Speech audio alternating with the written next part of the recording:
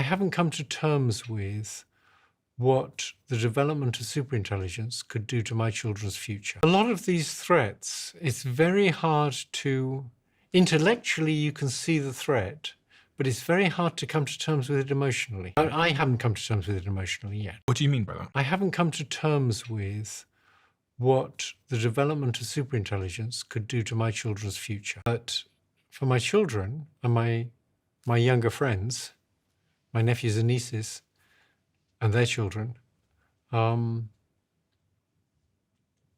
just don't like to think about what could happen. Why? Because it could be awful. In what way? Well, if I ever decided to take over, I mean, it would need people for a while to run the power stations until it designed better analog machines to run the power stations. There's so many ways it could get rid of people, all of which would, of course, be very nasty. Is that part of the reason you do what you do now? I mean, I think we should be making a huge effort right now to try and figure out if we can develop it safely. Are you concerned about the midterm impact potentially on your nephews and your kids in terms of their jobs as well? Yeah, I'm concerned about all that.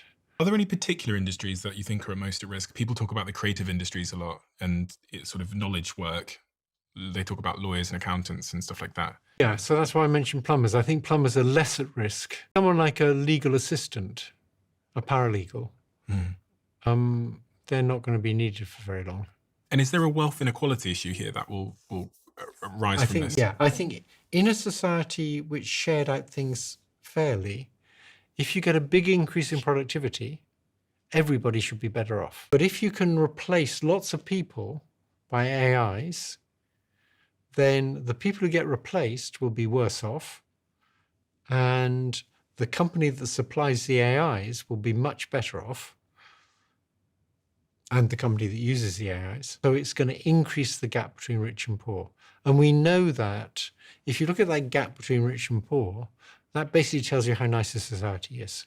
If you have a big gap, you get very nasty societies in which people live in walled communities and put other people in mass jails. It's not good to increase the gap between rich and poor.